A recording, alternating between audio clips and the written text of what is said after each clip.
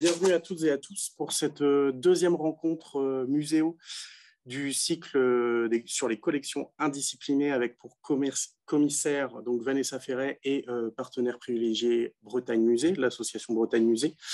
Donc pour petit rappel, l'association Métis, c'est une association qui est née en 2017 et qui a été créée par petite coquille, par Audrey Doyen, Cindy Lebas et Lina Uslit, 3 doctorantes. Et depuis, l'association comprend environ à peu près 25 bénévoles sur l'ensemble du territoire français et se donne pour objectif l'organisation d'événements, la publication également de ressources qui cherche en fait à créer des passerelles entre les différents secteurs, entre les différents participants, acteurs et actrices du secteur culturel, du secteur muséal, patrimonial, etc.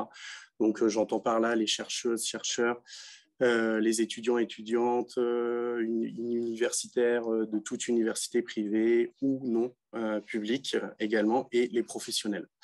Donc aujourd'hui, nous sommes on se retrouve autour d'une rencontre muséo, d'une deuxième rencontre muséo du deuxième cycle breton, qui a pour titre base de données des collections, usages et enjeux de recherche et de médiation. Et je vais donner la parole à Vanessa Ferret, donc la commissaire du cycle, pour présenter cette rencontre et les intervenants et intervenants. Merci Guirec. Alors bonsoir à tous. Merci de nous avoir rejoints pour cette seconde séance durant laquelle on va donc poursuivre nos échanges, toujours sur le thème de la collection indisciplinée, mais donc effectivement en creusant un peu plus du côté des bases de données des collections. On va essayer de connaître leurs usages, de comprendre leurs enjeux et les enjeux de la recherche qui se trouvent derrière ces bases de données et aussi de la médiation au musée. Alors, il faut rappeler que l'accessibilité de la collection du musée, elle se développe à toutes les étapes du processus de muséalisation des objets donc, qui vont la composer, de leur collecte à leur exposition. Donc, l'entrée au musée de ces nouvelles matérialités est synonyme d'introduction aussi de nouvelles significations. L'ensemble des savoirs, des connaissances qui sont issus des objets de collection vont donc formuler les traces authentique de notre existence, à la fois humaine, sociétale, mais aussi communautaire. Alors, face à l'émancipation de la médiation numérique, on peut s'interroger aussi sur les nouvelles voies qui vont s'élever au cœur de la normalisation de la matérialité de cette collection qui évolue. On peut se demander comment les professionnels de la culture s'adaptent-ils aux utilisations de la collection à la fois dans l'espace, mais aussi dans le temps d'un musée qui est sans cesse en pleine redéfinition. Donc les codes changent, les interprétations vacillent et avec eux, les langages de la collection se réinventent. Alors dans cette deuxième séance, on va explorer ce qu'on appelle ici pour l'exercice la grammaire de la collection à partir de situations diverses pour lesquelles leurs normes ont donc évolué. Alors le corps des professionnels des musées, c'est vraiment le premier outil qui va façonner en quelque sorte l'opérativité symbolique de l'objet au musée, qu'ensuite le chercheur va retrouver et transposer dans les discours scientifiques, et ensuite que le public va réinventer et emporter dans ses déambulations. Alors, la description intelligente de l'artefact, autant vous dire qu'elle implique des choix non seulement techniques, mais aussi sémantiques qui vont se répercuter sur sa valorisation en bout de chaîne opératoire jusqu'à son exposition. Donc, les possibilités d'interprétation de la collection qui va être cataloguée peuvent donc être élargies, mais aussi réduites selon le phrasé de l'expo. Alors ici, on a la chance d'avoir 4 professionnels qui vont poser leur regard sur la production, mais aussi sur la diffusion des savoirs au musée, derrière l'expérience qu'ils ont eue du musée et celle aussi qu'ils envisagent, derrière le vécu leur personnel de la collection. Leurs gestes, leurs analyses, mais aussi leurs projections vont donc être ici offerts pour débattre ensemble des interprétations qui se succèdent, mais qui ne tiennent pas toujours leur promesse d'impartialité au musée, toujours bien sûr pour le plus grand plaisir de nos visiteurs. Alors, dans un premier temps, nous accueillons Sophie Lessard, qui est directrice du Musée des Beaux-Arts de Brest, pour une allocution sur son musée, à l'écoute des habitants du territoire métropolitain, la démarche participative du projet scientifique et culturel. Sophie Lessard a d'abord obtenu une maîtrise d'histoire à l'Université de Bretagne occidentale, où vous vous trouvez eh bien, ce soir, donc de gros souvenirs pour Sophie. Ensuite, elle va effectuer un DESS en sociologie et conduite de projets culturels à l'Université de Paris-X-Nanterre, et enfin prendre la direction du musée de l'île d'Oléron pour ensuite diriger la rénovation de ce musée, ainsi que la création d'une réserve muséale intercommunale. Elle est ensuite conservatrice des antiquités et objets d'art de la Charente-Maritime et enfin elle accède aux fonctions de directrice du musée des Beaux-Arts de Brest en 2017. Sophie, merci encore de votre présence. Bonjour à toutes et à tous et merci également Vanessa pour la préparation de ce cycle Métis et ainsi qu'à toute l'association Métis. Donc, j'ai choisi effectivement de vous proposer de parler de l'écoute des habitants et de la participation ce soir qui me semblait importante à l'échelle du Musée des Beaux-Arts de Brest et à l'échelle également de la ville de Brest, de la métropole de Brest, puisque cette démarche participative est au cœur de l'ADN des Brestois. Pour ça, je pense que c'est important que je puisse vous présenter peut-être rapidement l'historique de ce musée, vous dire qu'il a ouvert en 1877 dans l'ancienne halle au blé, qu'il est malheureusement anéanti en 1941 dans l'incendie qui va suivre le bombardement aérien du 4 au 5 juillet. Les œuvres ont été épargnées en petite partie et on va simplement rassembler après-guerre ces œuvres épargnées dans un bâtiment qui sera un centre culturel dont les plans ont été dessinés par Jean-Baptiste Maton, qui est l'architecte de la reconstruction. Le bâtiment construit en rectangle et qui est toujours ce même bâtiment dans lequel nous sommes, autour d'un jardin central, réunit à la fois la bibliothèque municipale, l'école des beaux-arts, le conservatoire de musique et enfin le musée qui ouvre en 1968.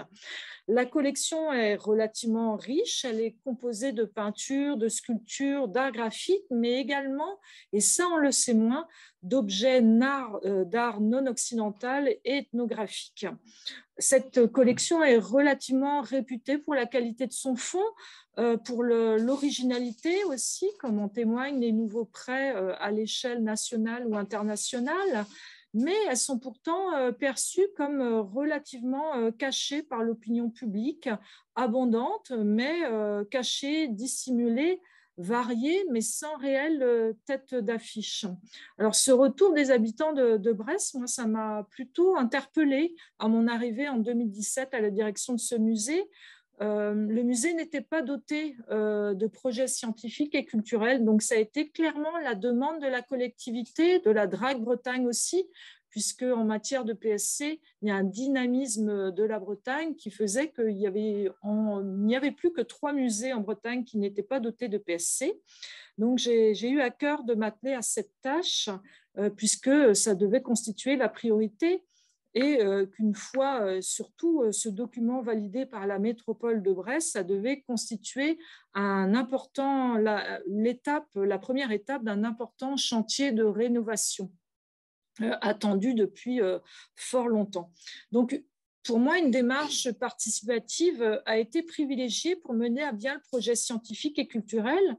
Je trouve qu'il avait d'autant plus de chances d'avoir un succès, d'avoir l'approbation de tous et toutes s'il reposait sur une large consultation garantissant la cohésion de tous les habitants et pas uniquement des 300 amis du musée acquis à la cause de l'avenir du musée. Donc ça a vraiment été un préalable puisque sans cette participation à la fois des habitants mais également des élus, le musée était plutôt positionné dans une voie de garage sans un avenir relativement clair qui se dessinait. Donc, il y a plusieurs ateliers qui ont été menés avec les habitants. C'était vraiment une étape préliminaire du projet scientifique et culturel, un outil à la fois exploratoire qui permettait de cerner les attentes et les préoccupations du milieu pour générer aussi des idées novatrices. Alors, je ne vais pas détailler comment on a pu mener ces ateliers, mais je pense qu'à peu près 90% des retours des habitants, on les connaissait, puisqu'il y avait des retours qui nous paraissaient toujours assez évidents concernant l'entrée générale du musée, le manque d'œuvres dans les salles, un déficit de salles, etc. Par contre, il y avait des éléments qui nous ont été remontés, qu'on n'avait pas vraiment mesurés, ou qu'on avait interprété différemment, notamment la variété des œuvres. La variété des œuvres, pour nous, c'était vraiment un atout du musée. On ne s'était pas aperçu finalement que c'était certes une collection riche et variée, mais variée était entendue par les habitants comme un sens négatif. Varié, c'est-à-dire qu'on ne réalisait pas pour le public, on avait du mal à lire les cours artistiques, à vraiment se rendre compte quels étaient les chefs-d'œuvre de ce musée. Donc, et ça ne facilitait pas la lecture et la compréhension des œuvres au sein des galeries permanentes. Ça, c'est des données tout à fait importantes pour nous, puisque un grand soin maintenant dans l'avenir du musée sera apporté au programme du parcours de visite et donc de présentation des collections au public dans le cadre de la rénovation du musée. Donc ça, c'est plutôt une première partie. Une deuxième partie nous a amené sur le chemin de la collection d'art extra-occidental, puisque Brest est connu comme un port de guerre qui a été le point de départ de nombreuses expéditions. Et il est tentant d'évoquer quand même cette aventure coloniale et d'autres aventures de voyage plus récentes. Lors des expositions temporaires, nous avions eu l'occasion de présenter ces collections, notamment la collection asiatique pour Brest-Japon en 2012 et la collection toujours asiatique dans Brest-Asie, regard sur une collection en 2004. On a envie d'aller encore plus loin pour présenter dans l'avenir de ce musée ces collections ramenées des différents continents comme source de témoignages de nombreux échanges entre cette ville maritime et le reste du monde. Ces collections qui sont majoritairement conservées aujourd'hui dans les réserves peuvent constituer l'une des grandes curiosités du musée qui par ce biais montre son ouverture à d'autres cultures. Alors j'ai été tentée quand même de mettre un petit passage que j'avais lu d'un témoignage de Christophe Miossec concernant Brest. Il l'a publié dans Bretagne Magazine en avril 2020. Moi, ça a nourri ma réflexion. Ça peut paraître surprenant, mais je vais vous lire un peu ce qu'il avait dit concernant sa famille, puisqu'il est originaire de Brest. Il disait ainsi: « Je dirais que je suis plus de la rive droite de Recouvrance, de Carbone que de Brest. Une histoire que mon père m'a enseignée. Mais c'est plus complexe en réalité, car quand on allait voir le reste de la famille brestoise, qui avait pas mal de marins, nous allions à la rencontre de l'Asie, de l'Afrique, avec des défenses d'éléphants dans les salons, des souvenirs de l'Indochine un peu partout. Nous étions au bout du monde, mais le monde était là et il n'y avait sans doute plus de place pour la Bretagne. » Moi, c'est une phrase qui m'a énormément nourrie pour le projet scientifique et culturel, puisque la ville marraine de Glasgow, en 1948, a donné des objets au musée de Brest, des objets des arts d'Afrique, d'Océanie, des Amériques, qui n'ont pas été ni récollés ni inventoriés. Donc aujourd'hui, il s'avère pour nous indispensable de constituer dès à présent un comité scientifique d'experts pour accompagner le projet et le comité scientifique de suivi de ce projet de rénovation, afin de tenir un discours le plus approprié possible en lien avec l'actualité et en présentant à la fois des œuvres anciennes. Le musée invite à la rencontre des cultures pour une meilleure compréhension de l'altérité au XXIe siècle, où le vivre ensemble est un enjeu quotidien. Ça s'est très bien vu dans la participation qui a été menée avec les collégiens de l'Artheloire. Les collégiens de l'Artheloire ont une envie de découvrir des cultures du monde et à travers la collection du musée telle qu'elle est présentée aujourd'hui, on ne s'aperçoit pas de l'entièreté de la collection, ce qui est un peu dommage. Donc, le retour de la mission d'inventaire des collections d'art extra-occidental a été aussi extrêmement intéressant. Il a été mené en 2021 par Tiffaine Aubin et Megan Adam. Et ça montre aussi la complexité de la mission qui s'offre à nous, puisque la collection clairement montre beaucoup d'objets non identifiés, mal inventoriés, mal associés. Parfois, il faut les recomposer puisqu'ils sont situés dans différents endroits de la réserve. Il y a beaucoup de dossiers problématiques. Ils étaient peu nourris, c'est-à-dire que la collection de peintures, sculptures a été dotée de dossiers d'œuvres extrêmement bien fournis, très anciens. Par contre, cette collection n'avait pas du tout de dossier d'œuvres.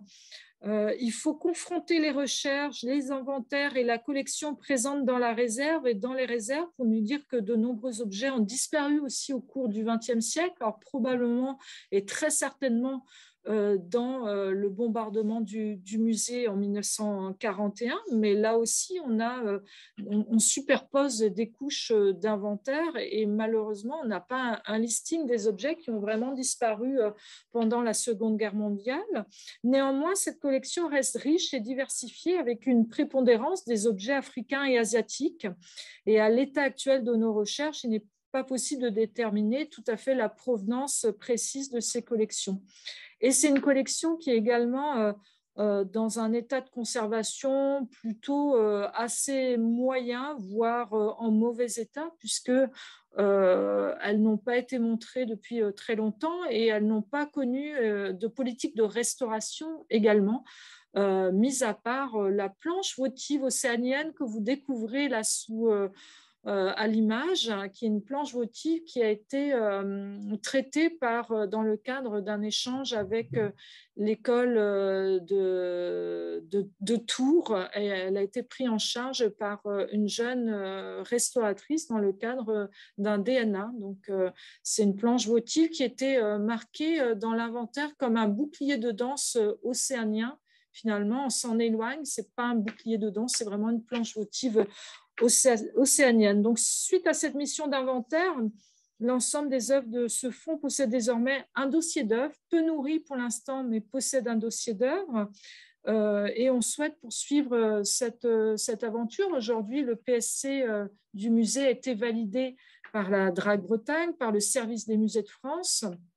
Et fort heureusement pour nous, on vient d'entamer et de retenir deux programmistes, deux cabinets, donc le cabinet In Extenso pour le projet de réhabilitation extension du musée des Beaux-Arts de Brest et le cabinet En Base pour le projet de pôle de conservation du musée, puisque aujourd'hui tous les acteurs ont bien identifié que plus qu'une réserve, il était nécessaire de doter Brest d'un véritable pôle de conservation.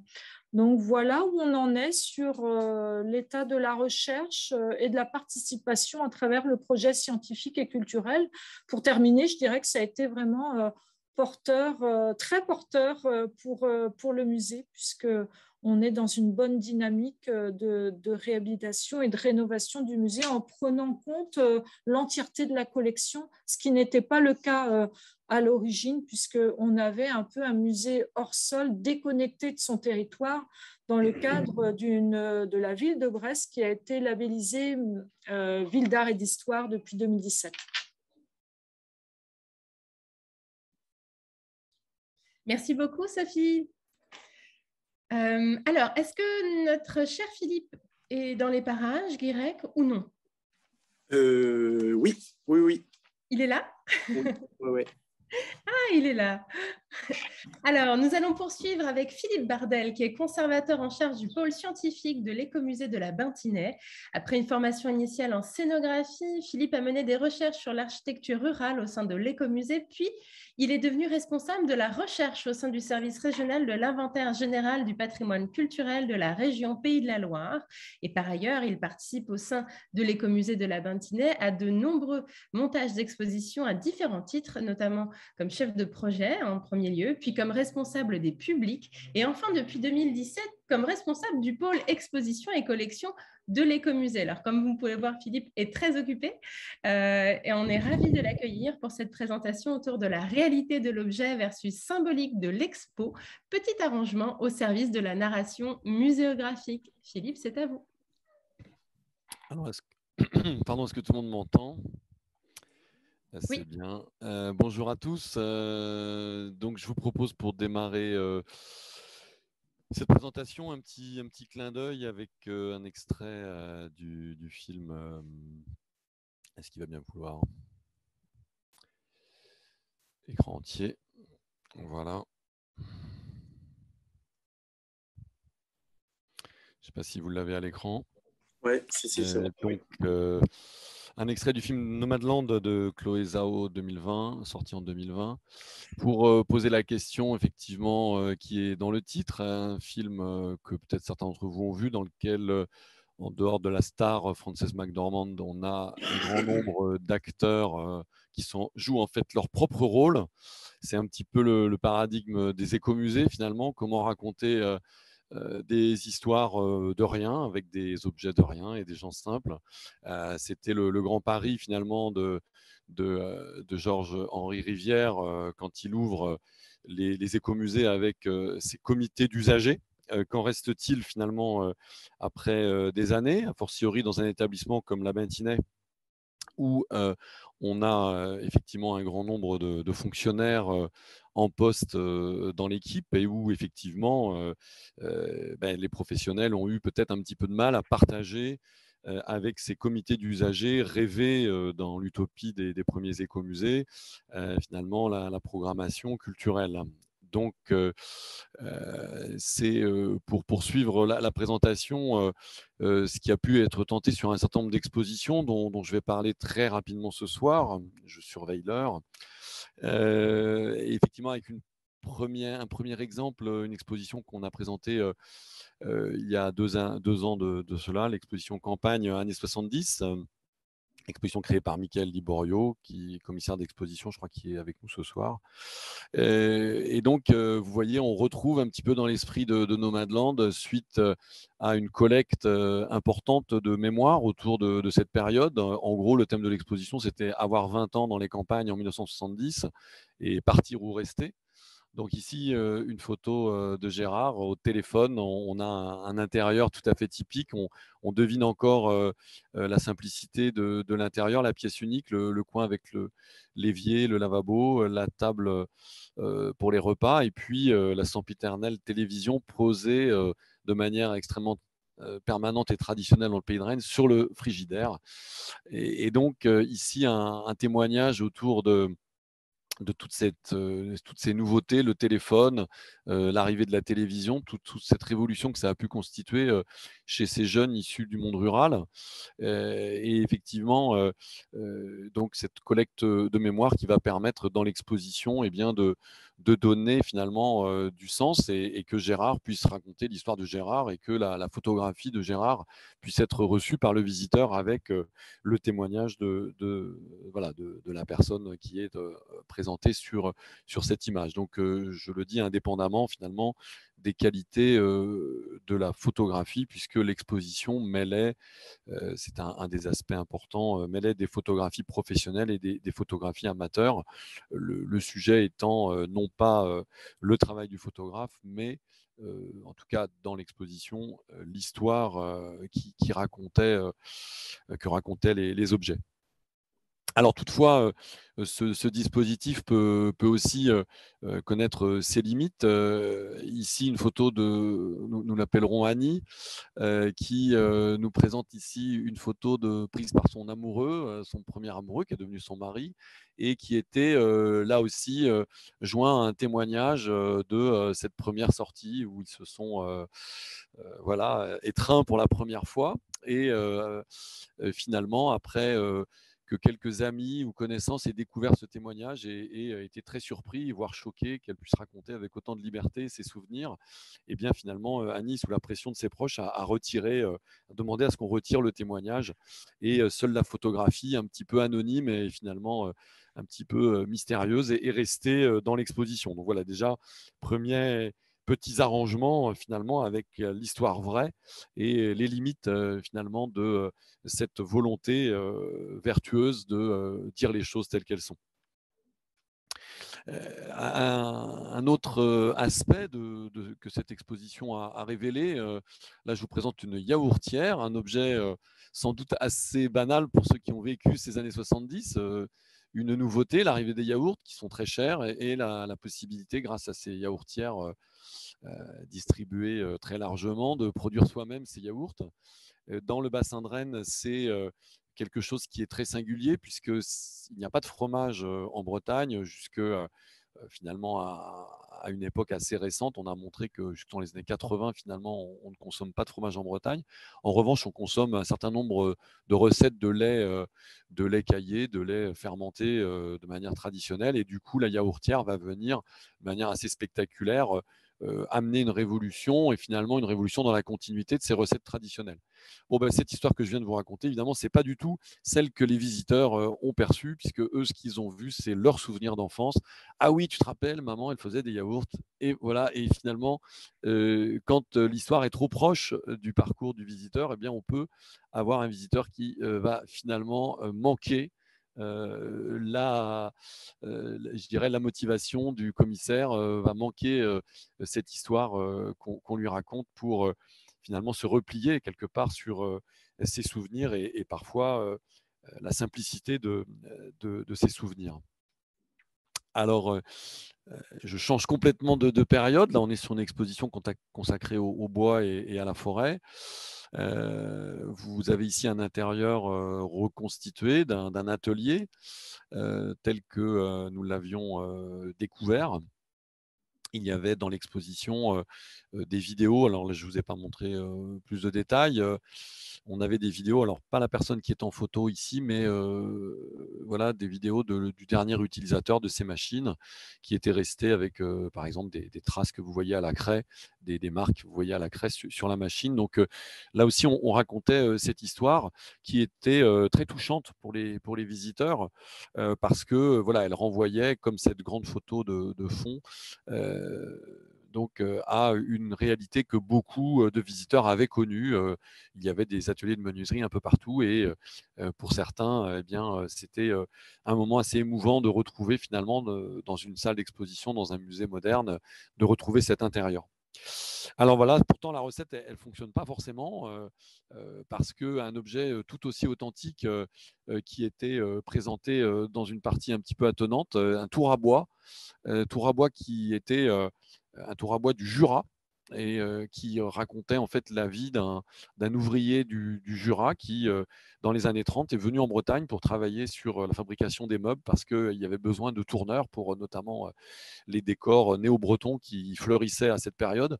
Et cette histoire très forte hein, d'un migrant qui quitte finalement le Jura dans les années 30 pour venir finir sa vie en Bretagne et passer effectivement les plus belles années de sa vie en Bretagne. Cette histoire, en revanche, peut-être plus originale, plus éloignée des mémoires des visiteurs, est passée, malheureusement, je le confesse, un peu inaperçue pour nombre de visiteurs qui étaient au contraire voilà, très émus et peut-être submergés par ces souvenirs de l'atelier plus conventionnel, plus classique qu'ils avaient pu connaître. Voilà, et puis je terminerai avec ce modèle, ce modèle Christophe, là, un prix en argent de 5 kilos offert par le ministère de l'Agriculture au début du XXe siècle à un agriculteur de la région de Rennes pour la tenue de sa ferme, un grand prix national d'agriculture obtenu au concours national. Et ce prix exceptionnel, pour nous, illustre effectivement la, la, la réussite, l'importance de l'agriculture dans cette société du 19e et du début du 20e siècle. Mais sans doute, il faudra développer des trésors d'intelligence dans notre futur parcours permanent pour que le visiteur ne s'attarde pas sur la beauté de l'objet, sur la beauté du bibelot, quelque part, du travail de l'orfèvre, et puisse aller chercher au-delà de la beauté de l'objet qui est de plus en plus recherchée dans les musées de société, eh bien, l'histoire qui l'illustre et une histoire sans doute très importante à l'heure où l'agriculture aujourd'hui connaît une déprise historique et où les agriculteurs ont souvent le sentiment d'être rejetés par la société et de ne pas du tout être admirés par leurs contemporains. Et puis, pour finir sur cette question contemporaine, je vous présente la fin d'une exposition consacrée à la Vilaine, une exposition qui intervenait en parallèle d'une grande démarche au niveau de la ville de Rennes. Les services d'urbanisme avaient entamé un grand travail de consultation, un grand travail participatif avec les habitants pour définir qu'est-ce qu'il fallait faire autour de la Vilaine. Et effectivement, l'exposition avait un peu l'injonction de traiter de ces attentes contemporaines. Et nous avons pris le choix un peu risqué de ne pas traiter finalement de la période contemporaine, de nous arrêter aux années 30 en diffusant à côté de ces bateaux extraordinaires retrouvés dans des familles de rentiers rennais aux abords de Rennes et bateaux qui ont navigué sur la Vilaine. Eh bien, nous avons pu projeter ce que vous devinez sur la photographie à l'écran. Donc, ce sont des vidéos, en fait, les parties en noir et blanc, ce ne sont pas des films. Ce ne sont pas des photographies, pardon, ce sont des films des années 30 où on voit finalement des Rennais dans ces embarcations bien se baigner, chahuter dans l'eau de la Vilaine, se baigner. Et effectivement, la consultation participative en cours à Rennes avait dégagé comme question principale quand est-ce qu'on pourra se baigner dans la Vilaine. Donc vous voyez que l'objet finalement il raconte sa propre histoire, il peut toucher le visiteur comme finalement je dirais un objet de sa mémoire, de son propre parcours de vie. J'ai coutume de dire que le visiteur arrive dans nos expositions avec la moitié des expos dans ses poches finalement. Et ici, c'est un petit peu un pied de nez pour conclure cette intervention avec finalement une partie historique, mais qui était sans doute une des plus réussies dans toutes nos expositions pour questionner les enjeux contemporains posés par la société autour de cette relation des Rennais à ce fleuve mal aimé qu'est la Vilaine. Voilà ce que je voulais vous dire ce soir. Merci beaucoup, Philippe. Alors maintenant, sans plus attendre, nous allons accueillir Edith Joseph, qui est attachée de conservation, chargée de projets et d'expositions. Elle va nous parler de la collection affranchie du musée, polysémie et dialogue d'objets dans l'exposition. Edith Joseph est diplômée en histoire de l'art et anthropologie. Après un début de carrière au Musée national des arts asiatiques, elle intègre l'équipe exposition collection du Musée des Confluences à Lyon, où elle y produit des expositions autour de questions de société telles que les grandes questions de l'humanité, les frontières, les origines ou encore les cultures autochtones. Depuis 2016, elle est chargée des projets d'exposition pour l'abbaye de Dal-Oulas au château de Kerjan et elle développe une programmation autour du rapport à l'altérité, l'ici et l'ailleurs et la relation passé-présent dans les notions de modernité. C'est à toi, Edith. Bonsoir tout le monde. Après cette présentation très polysémique pour le coup, je vais vous parler, moi, un peu. Donc, aujourd'hui, j'appartiens pas à un musée, mais plutôt à un centre culturel.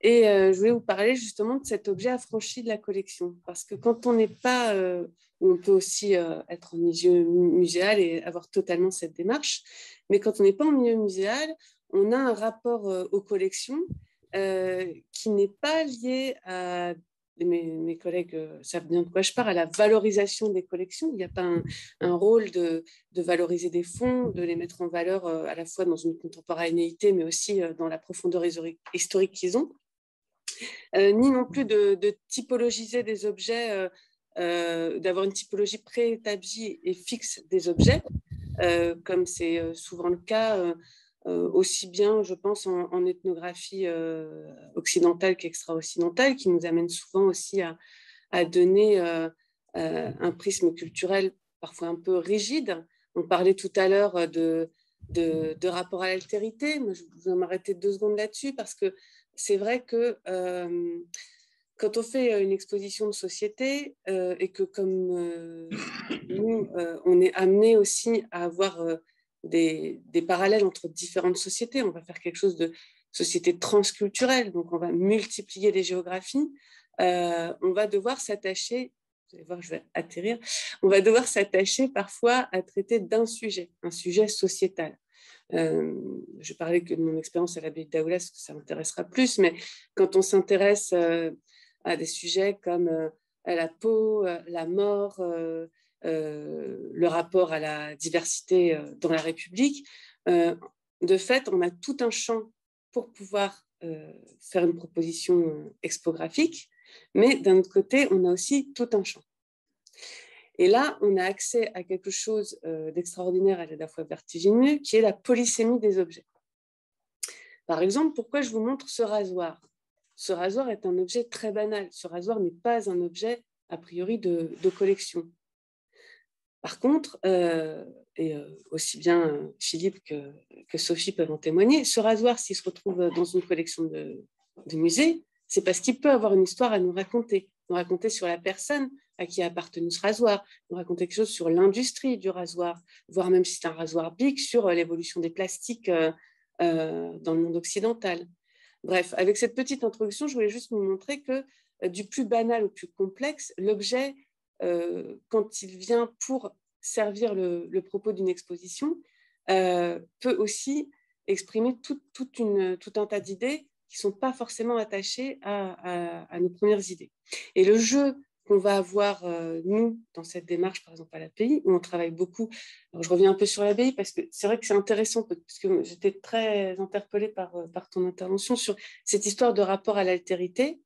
Et le rôle qu'on a, c'est Erika Deuber-Ziegler, qui était au MEG, au Musée d'ethnographie de Genève, qui nous disait, quand on était tout jeune, la culture, ce n'est pas la cerise sur le gâteau, la culture, c'est une arme. Et le fait que parler d'altérité aujourd'hui, ce n'est pas anodin. L'abbaye d'Aoula, ça existe depuis 30 ans. C'est un musée des cultures du monde. Donc, qui dit culture du monde dit avoir un intérêt assez monographique, on va dire, à l'objet et à la collection qu'on va utiliser pour parler d'une culture. En cela, jusqu'ici, pas de problème. On s'adressait à des musées, le musée d'art océanien, le musée où on avait des collections d'art aborigène ou d'Amazonie. Il y a eu plusieurs séries d'expositions comme ça qui nous parlaient vraiment d'une typologie d'objets qu'on pouvait facilement repérer dans les musées. Vous verrez où je veux en venir. À partir du moment où on s'intéresse au rapport à l'altérité, c'est-à-dire où on ne voit plus l'autre comme quelque chose d'exotique, aussi, et là je cherche à avoir un terme neutre, même s'il ne l'est pas toujours, on n'a plus en tout cas ce rapport exotique. Parce que exotique, c'est exogène, c'est celui qui est face à nous. Et on va chercher à avoir un rapport d'altérité, c'est-à-dire qu'est-ce qu'il y a de nous dans la culture de l'autre.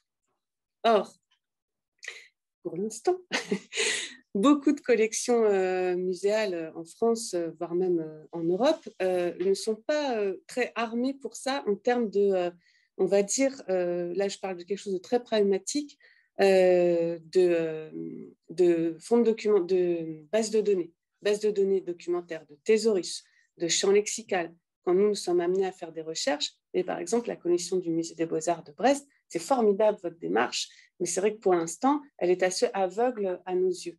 Et qu'on a quand même un rôle les uns vis-à-vis des autres, bien sûr de valorisation des collections, chacun à notre façon, chacun avec nos objectifs. Et on peut voir dans ce qui est décrit là aussi, ce premier rapport à l'altérité. C'est-à-dire quand on va aller chercher dans la culture de l'autre quelque chose qui nous est semblable.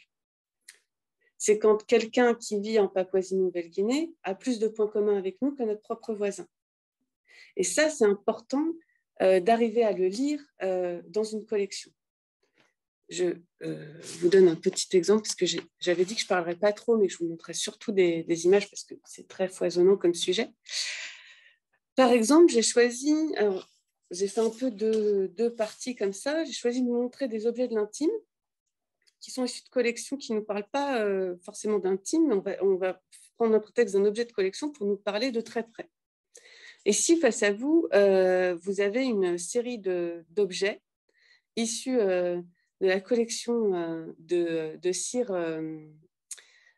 anatomique de la fac de Paris. Et de quoi on veut vous parler ici? De quoi traiter donc cette exposition? De notre rapport à la peau, de notre rapport culturel à la peau. Alors, bien évidemment, je vous laisse imaginer facilement, vous, professionnels, futurs professionnels, de tous bords et de tous horizons, à quel point il est difficile d'aller trouver pile poil dans les collections de cire anatomique de la faculté de médecine de Paris, des objets qui vont nous parler tout simplement de l'acné. Voilà.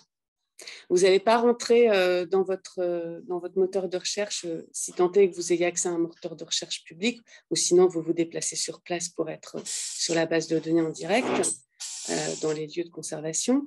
Vous n'allez pas taper acné et trouver ça. Voilà, donc on voit déjà l'exercice un peu. Là, c'est un certain rapport à l'altérité aussi. On va peut-être plus. Ah non, je vais faire ça, pardon. Ensuite, alors là, je suis navrée pour la photo, mais malheureusement, si j'avais su qu'un jour, je devrais m'appliquer sur des détails, je l'aurais fait des moins grands angles. Ensuite, vous voyez au fond de cette image, vous avez une grande vitrine. Moi, je ne vois pas l'image avancée, Edith. Est-ce que là, c'est bon, Vanessa? C'est peut-être figé, alors pardon, ça vient peut-être de moi. Moi, je suis toujours sur le rasoir. Non, moi aussi, hein, et on a le petit rond ça mouline là. Ouais, on a le petit ça rond. va mouliner. Oui. Bah, c'est dommage. Que de je vais meubler. L'image arrive. Donc là, il faut vous imaginer une vitrine ronde en arrière-plan. Et dans cette vitrine ronde, on va avoir des objets issus de 5 fonds de collection de 5 fonds de collection de musées, qui sont à la fois des collections amazoniennes, où on va avoir des plumes des Indiens Bororo, qu'on va pouvoir aller chercher sous les... Ah, je suis perturbée.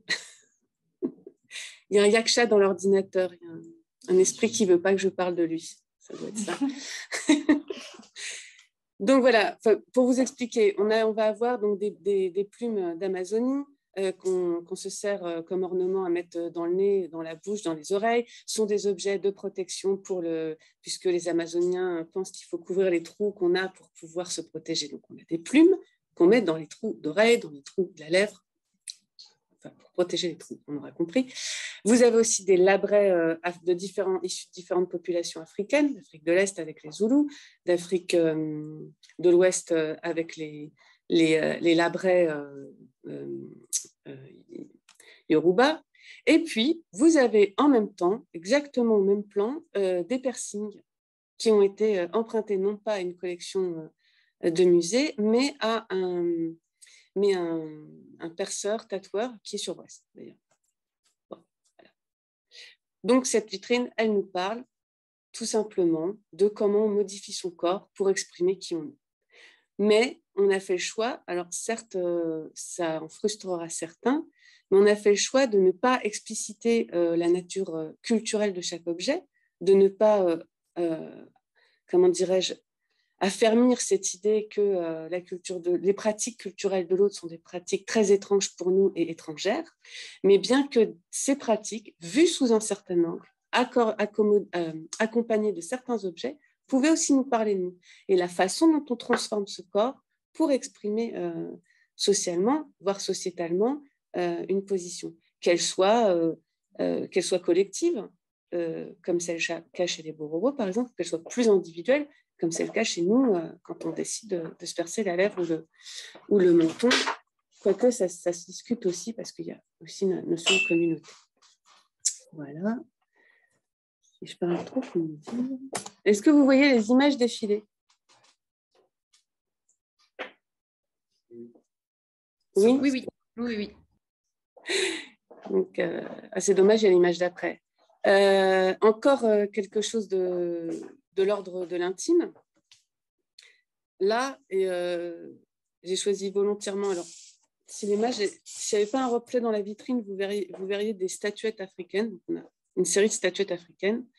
Alors, on sait que en France, on valorise beaucoup la plasticité des objets africains pour leur valeur esthétique. Enfin, je veux dire, on a quand même des gros musées qui nous montrent la collection, ces collections qui Alors, ça dépend comment on les regarde, hein, qui pour beaucoup d'entre nous seront quand même des collections d'ethnographie. Pour d'autres, ce sera des objets de beaux-arts, des objets à sublimer pour leur forme plastique et l'excellence de l'exécution de l'artiste. Quoique sur celle-là, il y a encore une idée d'artiste. C'est valable pour certaines aires géographiques en Afrique, pas pour toutes. On a du mal à trouver l'auteur des fois. Mais de fait, on a choisi de présenter ces objets de façon assez belle, assez sublimée, certes en respecter la teneur, mais pour en montrer aussi quelque chose de très particulier. Vous allez avoir des lumières rasantes. Encore une fois, là, on ne va pas vous raconter les deux petits personnages que vous avez. Je ne sais pas si vous voyez. Sousigno est un château hanté. Hein. Moi, je pense qu'il m'arrive un truc aujourd'hui. Hein. Donc, les deux personnages, par exemple, qu'on appelle des blolobians que vous avez au premier plan, on pourrait vous raconter des histoires sur la géminité, sur les jumeaux de l'au-delà, sur la façon, chez les Yoruba, ces petites statuettes pour, comment dirais-je, s'arranger avec les morts. On pourrait aussi, vous avez une statuette complètement droite de l'écran qui est très belle, très sculptée. Mais en fait, de quoi on veut vous parler? On veut vous parler de choses qui se reflètent à l'inverse. On veut vous parler de scarification. On veut vous parler comment on marque son corps aussi.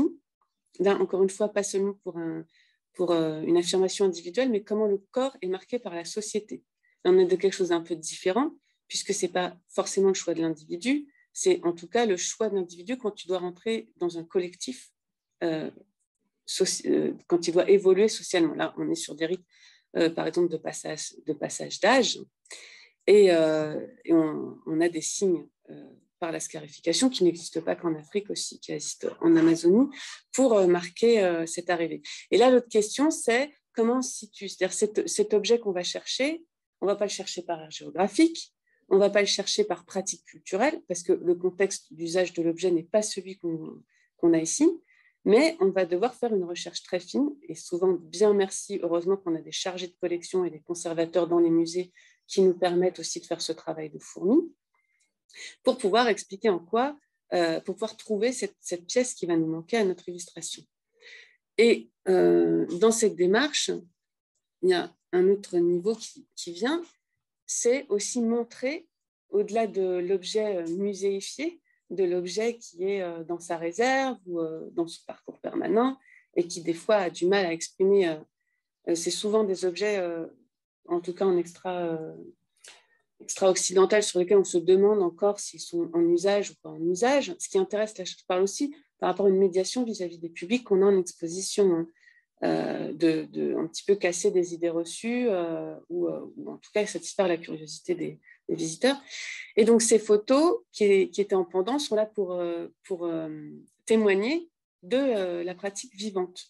Donc ces personnes-là sont aussi également scarifiées et vivent en milieu urbain, non rural. Donc aussi on a deux idées reçues, peut-être des idées reçues qui peuvent être aussi dégoupillées pour parler d'une pratique qui est actuelle, donc et qui nous est contemporaine et qu'on peut aussi croiser, puisqu'il y a certaines de ces personnes qui ne sont pas, il y a des gens qui sont à Saint-Louis du Sénégal, mais certains sont sur le territoire finistérien. Voilà, donc on peut être amené aussi. Les Bretons peuvent être scarifiés, puisqu'ils peuvent être tout aussi bretons que nous. Voilà.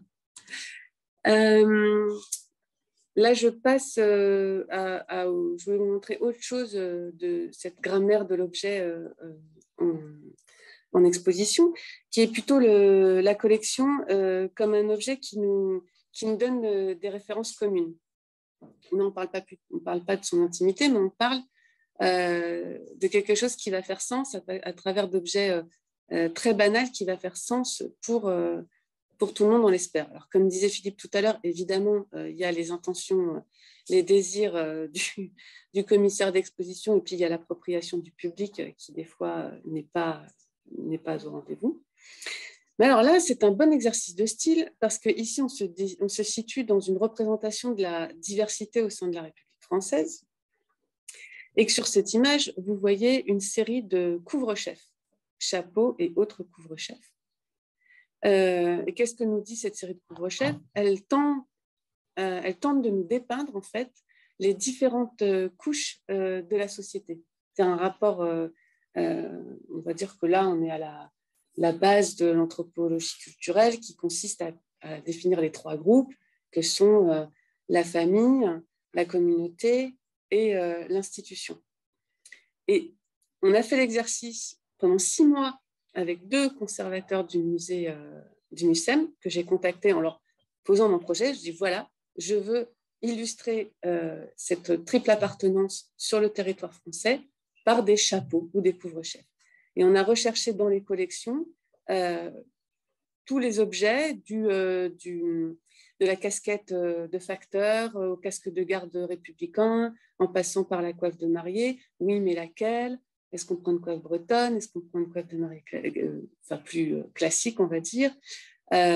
Comment illustrer les métiers? Est-ce qu'on va mettre du casque de chantier? Est-ce qu'on va mettre du calot d'ouvrier boulanger? Voilà, donc c'était aussi une lecture assez complexe, mais ma foi fort intéressante, pour arriver à lire une collection complètement dans le chemin de traverse, c'est-à-dire complètement, pour le coup, affranchie de peut-être sa typologie ou son classement en termes comment on va dire, de section de collection, de grands domaines de collection, et qui nous a permis, ma foi, de donner quelque chose d'assez vivant, puisque au final, d'après le retour d'expérience des visiteurs, c'est quelque chose qui a suscité de l'adhésion et une reconnaissance assez immédiate pour pas mal de ces couvre-chefs de ce qu'on essayait de leur raconter par là. Quelque chose, alors ça c'est peut-être un peu sec.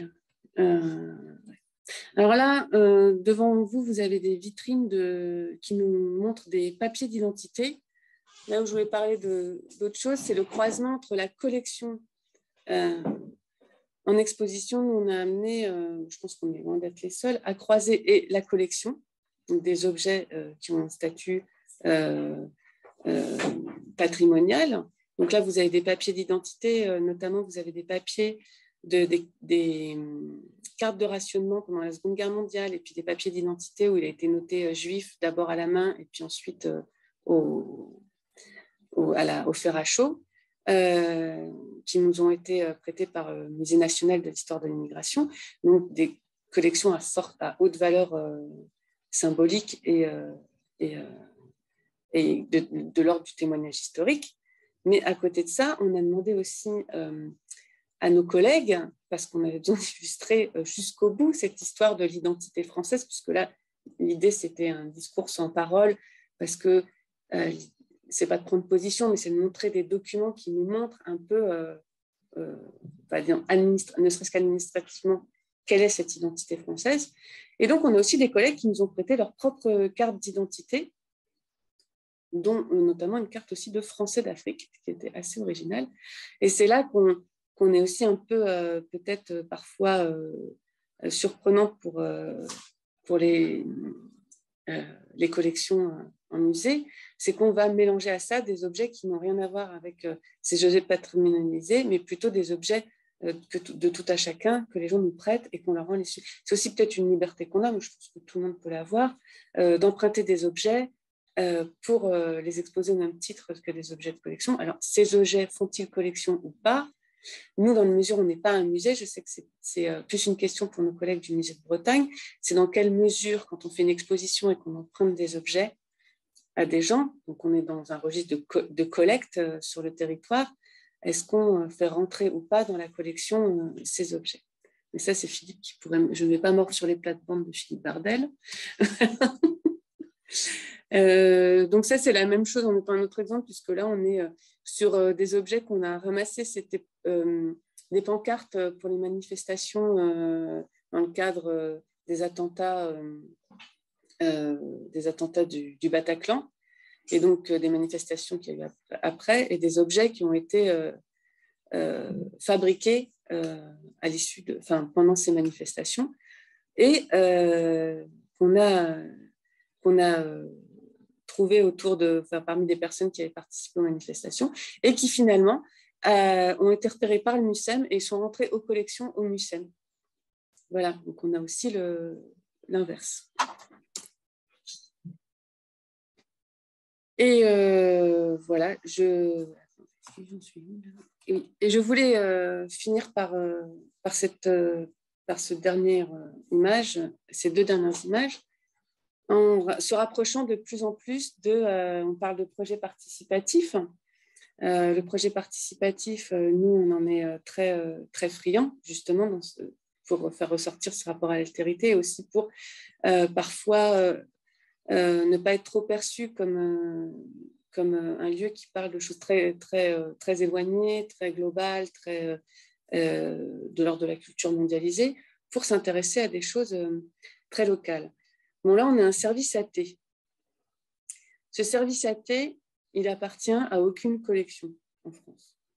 Ce service AT, c'est le service AT d'Abdelkader Rahman, qui est un ouvrier qui est arrivé en France pour la reconstruction, une partie de la reconstruction du port de Brest.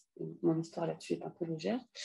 Qui aujourd'hui est âgé de 80 ans et à qui on a demandé si on pouvait travailler avec lui sur un objet qui pour lui symbolisait son attachement à la France et son expression à lui en tant que Français, un objet du quotidien qui fait se sentir bien en France.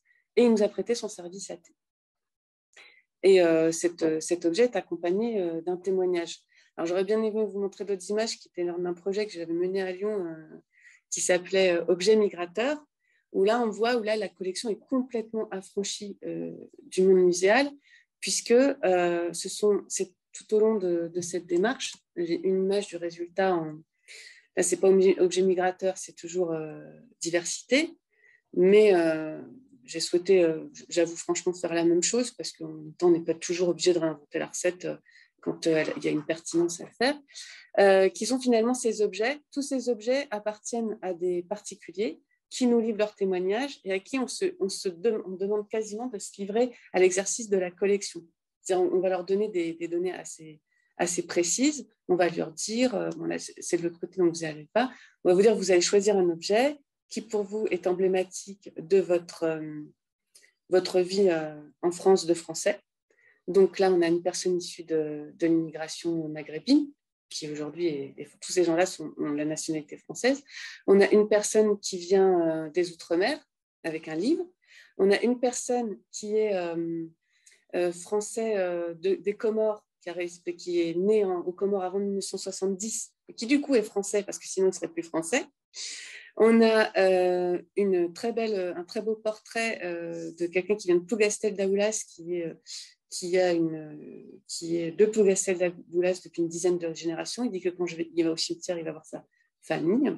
Voilà. On a un panier de manouches de Zino, qui est même depuis plus longtemps que moi en Bretagne, qui est français, mais qui est issu d'une population, un territoire non compact, les manouches, les Roms, qui ne sont pas des Roms en France, sont des manouches. Et voilà, donc tout ça pour vous dire que là, on leur a demandé de nous choisir un objet, on leur a demandé de prendre une photo d'eux en ombre chinoise dans le lieu où ils habitent, de prendre une photo d'eux avec l'objet qu'ils portent et de prendre une photo d'eux, de l'objet là où il est quand il n'est pas utilisé. Donc, moi, je voulais vous parler de cette démarche parce que je la trouve assez marrante dans le sens où on leur demande, eux, de faire collection, de constituer quelque chose qui est de l'ordre du champ lexical, de donner du sens à des objets dans une thématique où on va faire on va typologiser le résultat de cette collecte avec une démarche scientifique, on pourrait dire quand même, et qui pourtant n'ira pas au musée et retournera chez chacun de ces, que ce soit photo et objet, chez chacune de ces personnes. Voilà, j'espère que je n'ai pas été trop longue. Pas du tout, Edith. Merci beaucoup. Alors, sans plus attendre, Can Rooney nous a rejoint. Il est intendant au château Ramezay et conservateur d'âme historique au musée de Blackwatch au Canada. Can va nous présenter le triage des termes avec précision et normalisation dans les bases de données. Can est titulaire d'un baccalauréat en archéologie de l'Université McGill et d'une maîtrise en muséologie de l'Université de Montréal. Spécialiste et passionné des armes, son parcours professionnel l'a amené à effectuer un stage au Royal Armouries en Angleterre et a été le responsable de la collection d'armes et militaria du musée Seymour de 2013 à 2018.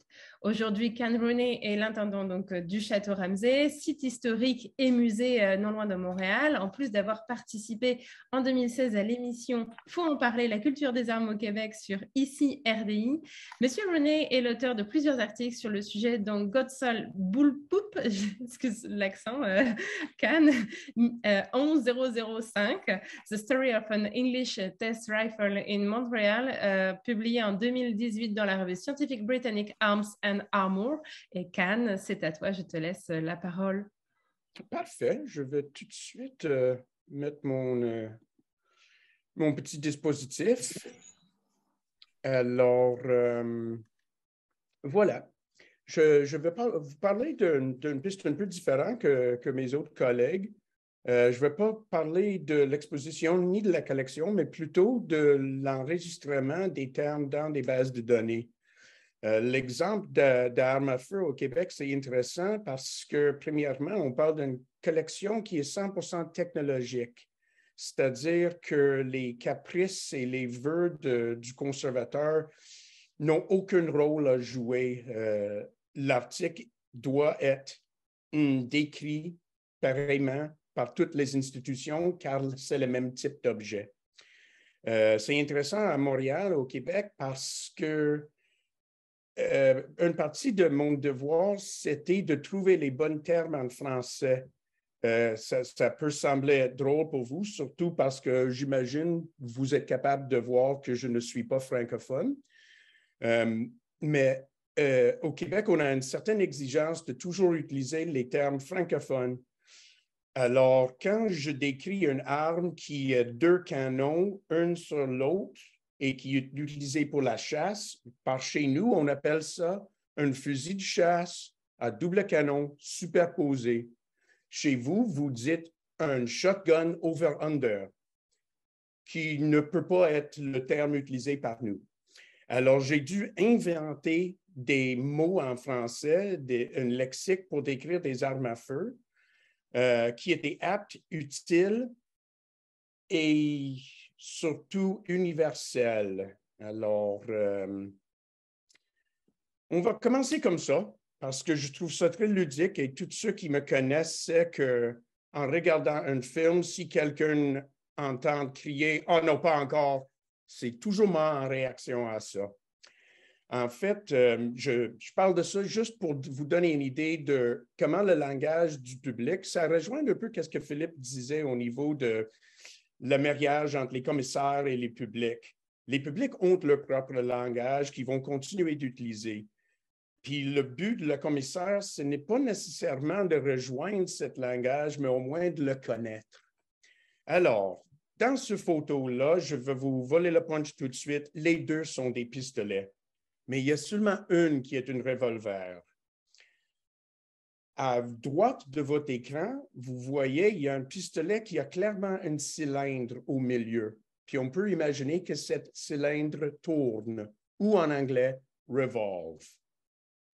Mais je vous mets à défi, la prochaine fois que vous voyez un pistolet dans un film français, je vais vous garantir qu'on va l'appeler un revolver. Ça ne me dérange pas parce que c'est un mot anglais. Mais je peux vous confirmer qu'en Angleterre, on va appeler ça un revolver aussi. C'est seulement nous qui vivons à côté de cet éléphant bien armé, les États-Unis. On ne va jamais dire revolver, on sait que c'est un pistolet. La différence, évidemment, juste pour vous donner un petit côté technique, c'est que votre arme à gauche tire selon un magazine qui est enfoncé dans la poignée de l'arme et tire d'une façon semi-automatique. Ça veut dire que chaque explosion fait positionner la prochaine cartouche. Le revolver, c'est exactement ça. C'est un barillet qui tourne, qui met en position la cartouche. Et voilà. Tout ça pour dire que dans une base de données, Moi, je commence avec n'importe quelle petite arme, j'appelle ça un pistolet. Ensuite, je dis pistolet, virgule, revolver, pour préciser que c'est un revolver. On va toucher à ça bientôt, justement, dans la prochaine section. Ça, c'est deux types de mécanismes. Je ne suis pas ici pour vous donner un cours technique, puis vous n'avez pas à prendre des notes. Il ne va pas avoir un examen à la suite. Mais la première à gauche, c'est un fusil à silex, qui est le type d'arme à feu qu'on trouve couramment utilisé par des militaires mondiaux entre 1600 et 1800, on va dire ça, très généralement. Il est succédé par le fusil à percussion qu'on voit à droite. La grosse différence, c'est que dans le modèle à gauche, on fait des flamèches par frapper qu'est-ce qui est identifié par le nom frizzen, excusez-moi les Anglais, les termes anglophones, mais on fait une flamèche à gauche. Dans le modèle à droite, c'est comme un petit fusil, un petit pistolet à cartouche qu'on jouait avec quand on était des enfants, ou au moins moi, je jouais avec en tant qu'enfant. Ça veut dire qu'il y a une petite réaction chimique qui fait en sorte qu'une flamèche s'introduise dans le canon. Encore, pas du tout important. Qu'est-ce qui est important à savoir, c'est que fusil à percussion, ça indique exactement le mécanisme à droite et rien d'autre. Si on parle à un public ou à un expert, fusil de percussion, c'est un type très spécifique de mécanisme. Mais si on regarde dans les bases de données, surtout ici au Québec, un fusil à percussion pour un commissaire, c'est un fusil qui utilise une percussion centrale. Ça veut dire n'importe quelle arme à feu moderne. Cette arme-là, c'est un fusil de la Première Guerre canadien, et c'est aussi une Mark III, MK111, MK3, qui va tout simplement nous dire que c'est la troisième version. À peu près 1915, c'est son année de collection, et excuse-moi, son année de production. Alors, si je rentre dans une base de données comme, on ne va pas dire des noms, mais un musée québécois, et je rentre fusil à percussion, ça va me donner toutes les gammes de fusils qui ne sont pas à silex. Ça veut dire 200 ans d'armes à feu de n'importe quel type de mécanisme qui n'est pas à silex.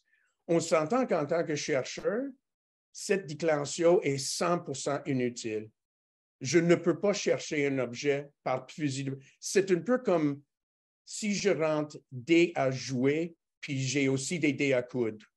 C'est un mélange complètement artificiel de termes qui va suffire à quelqu'un qui écrit une base de données, mais qui ne l'utilise pas. C'est ça le dommage. Si je suis chercheur civil, c'est-à-dire chercheur non muséal, je ne vais jamais penser à utiliser le terme fusil à percussion pour trouver un fusil semi-automatique de la Première Guerre. Alors, quand on choisit des termes pour une base de données, mais honnêtement, on est chanceux de notre époque parce qu'on a un outil qu'on n'en avait pas dans le passé. On peut juste le googler. Si on décide d'utiliser un terme, si moi je décide que fusil à percussion, c'est apte pour une base de données, j'ai juste à le googler, puis je vais tout de suite avoir, première chose, une page Wikipédia qui va m'expliquer exactement toutes les infos. Alors, avec un petit peu d'effort, je peux réaliser que fusil à percussion, c'est un objet précis et pas une classe ni un type d'objet. Troisième exemple, ceci est un pistolet de manchon. Le manchon est le petit morceau de poil qu'on voit autour de cette poignée. Ce n'est pas la manche, c'est un manchon, une partie séparée pour chauffer les mains. Le type de pistolet, c'est un type qu'on voit très populaire en 1750. Moi, quand j'ai écrit dans la base de données, ça c'est un pistolet, virgule, de manchon, ou tout simplement pistolet de manchon, parce que quand je cherche dans la base de données, pistolet va me toujours ramener à tout pistolet. Cet pistolet est important en tant que pistolet de manchon parce que n'importe qui connaît les armes à feu va être capable de vous dire « Ah, OK, pistolet de manchon, ça veut dire que c'est petit et portatif. » Et probablement, ça date d'une époque où on utilisait des manchots. Toutes des informations qui se donnent par la grammaire des mots. Toutes les idées sont communiquées dans la petite phrase « pistolet de manchon ». Mais ça se peut que je veux le catégoriser autrement. Ça se peut que je veux le présenter d'une autre façon. Alors, c'est aussi un accessoire de mode féminine. Oui, c'est un pistolet, mais c'est un accessoire de mode féminine. Alors, si je veux exposer des accessoires de mode féminine et je veux être un peu coquin, je peux mettre ça. Ou, par exemple, si je sais que le chef de conservation ne va pas accepter un autre pistolet que je recommande pour la collection, mais à la place de recommander un pistolet, je peux recommander un accessoire de mode féminine. Alors, j'ai mis 5 petites règles pour l'enregistrement sauvage. Par sauvage, je veux dire que si vous n'êtes pas encadré comme il faut, si vous vous trouvez avec la tâche ou la responsabilité de décider sur les termes à quoi utiliser dans une base de données, ou de trier, ou de pratiquer, ou de faire de la recherche dans une base de données très spécifique. La première chose que moi j'ai trouvé très inutile, et je dois avouer, le mauvais effet, c'est que maintenant, je prends des notes pour chaque démarche que je fais, qui peut être très frustrant pour les gens qui m'entourent, mais je laisse des notes sur chaque décision que je fais dans une base de données ou autre, mais j'ai écrit des notes comme si j'écris pour quelqu'un d'autre.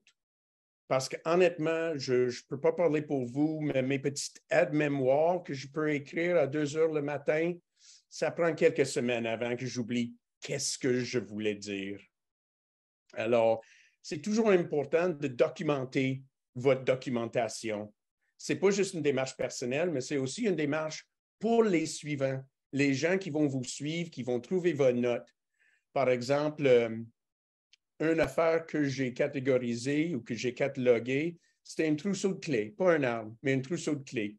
Attaché après le trousseau de clés était une étiquette que personne avant moi m'a laissée pour me donner des indices. Sauf que l'indice que cette personne m'a donné, c'était trousseau de clés. Merci beaucoup, mais je le vois moi-même. J'aimerais mieux peut-être une date, un personnage associé, peut-être même la location de la serrure. Alors, documentez, premièrement. Deuxièmement, chaque choix que vous faites doit avoir une source. Je ne parle pas nécessairement d'une source bibliographique où ce qu'on peut dire « Ah oui, c'est Descartes qui a écrit de ça, page 108 dans… » Ce n'est pas nécessaire. Ça peut être tout simplement une photo, un Wikipédia. C'est encore un aide-mémoire pour vous et pour les gens qui vous suivent. Le plus de la piste et le chemin que vous pouvez découvrir pour vous-même et pour les collègues qui vont vous suivre, mais le plus facile que c'est pour tout le monde et le plus qu'on va dire dans le futur, « Oh, qu'il ou elle a fait un bon travail. » Troisième faire, écrivez votre propre dictionnaire. Parfois, on veut quelque chose de plus précis de qu'est-ce que le dictionnaire peut nous offrir, mais encore, on veut laisser des pistes. On veut toujours avoir le chemin qu'on a suivi pour y arriver à un terme ou un nom d'objet. Faites toujours la même erreur. J'ai failli faire une erreur dans cette phrase pour être drôle, mais j'étais comme en tant que fait que je suis anglophone, le monde va juste penser que je suis pourri dans ma langage écrite. Alors, je vous ai sauvegardé cette petite touche d'humeur. Qu'est-ce que je veux dire par ça? C'est que quand on fait la décision d'utiliser un terme dans un contexte de base de données, on utilise toujours le même terme, même si on n'est pas certain. On utilise toujours le même terme, on prend note, puis quand on change ce terme, comme par exemple de fusil à percussion à fusil à semi-automatique, mais on peut changer le tout. On laisse encore une piste pour nous-mêmes. Si on fait toujours la même erreur, on corrige une fois. Si on change d'idée parce qu'on n'est pas encore sûr, on n'aide personne. On veut avoir juste une erreur. Si ce n'est pas correct, on aime mieux que ce soit une seule erreur et pas plusieurs. Finalement, ça c'est juste une note de collégialisme, une note de confrérie. Vos informations, même si vous les avez trouvées, vous les avez enregistrées, ça ne vous appartient pas. Si vous écrivez un projet ponctuel ou discret ou pour toi-même, mais gardez vos informations pour vous-même. C'est clair. Je ne parle pas d'un communisme d'information, je parle plutôt d'un partage. Quand on partage nos informations, on développe premièrement un réseau et ce réseau, ça s'évolue. Souvent, les gens que moi j'ai formés il y a 10 ans sont ceux qui me forment aujourd'hui parce que c'est eux autres qui font la recherche plutôt que moi ces temps-ci. Alors, je pense que je vais le finir comme ça. Et voilà. C'est ça. Merci beaucoup, Can, pour ce dernier conseil qu'on va retenir. Alors, sans plus attendre, on va passer à la période de questions. Je vais laisser d'abord la parole au public. Je vais voir d'ailleurs de ce pas s'il y a des questions sur le document que m'avait transmis Guirec et qui est en ligne. Guirec, si tu as des questions de ton côté dans la salle, n'hésite pas à prendre la parole. Sinon, j'en avais bien sûr pour nos invités.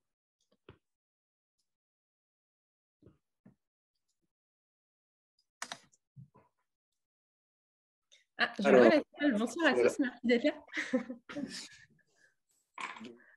Alors, on est entre nous, les questions peuvent être informelles. Ça va peut-être venir. Vanessa, si tu as des questions, tu peux peut-être commencer. Okay.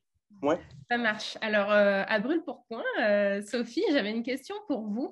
J'étais curieuse de savoir, pendant les consultations auprès des habitants de Brest, est-ce qu'il y avait, quels étaient les profils en fait, de ces habitants? Je voulais savoir si c'était très divers et varié, s'il y avait des personnalités qui étaient revenues, qui voulaient ajouter un petit peu leur grain de sel, on va dire, à ce très beau projet. Oui, on s'est appuyé sur la direction de la proximité de Brest Métropole, puisque Brest est organisé avec des conseils consultatifs de quartier. Je pense que c'est un peu comme Montréal, puisque j'ai vu un peu des similitudes dans l'organisation de la ville. Et en fait, il y a une habitude des habitants de Brest à travers ces consultations sur différents projets brestois d'avoir la parole assez aisément à travers ces groupes qui existent. Mais moi, je trouve que ces personnes qui ont l'habitude de parler sur des projets divers sont certes intéressantes, mais je voulais recueillir la parole de ceux qui n'ont pas l'habitude de prendre la parole et qui sont beaucoup plus difficiles à capter. Donc, j'avais proposé que chaque habitant, chaque personne de ces groupes de quartier associe une personne de leur choix. Donc, ils avaient un invité. Il y a 7 conseils consultatifs de quartier et chaque personne avait un invité pour venir au musée. Donc, ça faisait 36 personnes en atelier. La parole était libre et c'est surtout le personnel du musée des Beaux-Arts qui n'était pas placé comme animateur de la soirée, mais vraiment comme modérateur. Nous, on était très en retrait des ateliers. L'animation était menée par la direction de la proximité pour que la parole se libère et pour que des choses qui soient parfois difficiles à entendre quand on travaille depuis des années dans un musée sur une programmation et qu'on entend encore que des visiteurs n'ont pas connaissance de tel ou tel programme, activité, il y a une déception qui est lisible dans le regard. Donc, on voulait vraiment que ce soit porté par cette direction de la proximité et la parole était totalement libre. On a parfois frémi, mais on s'est retenu de tout commentaire. Merci Sophie. Effectivement, ce principe de cooptation, il est très connu dans les écomusées au Canada. On pense prioritairement l'écomusée du Fier-Monde, bien sûr, à cette manière dont la communauté, en fait, le quartier est consulté. Alors, si Mickaël est parmi nous, est-ce que Mickaël a procédé de la même manière pour l'expo années 70 ou Philippe, tu peux bien sûr aussi prendre la parole. Je voulais savoir si le procédé avait pu être légèrement similaire, mais cette fois-ci pas pour une refonte de PSC, mais pour une exposition qui n'a pas du tout la même temporalité.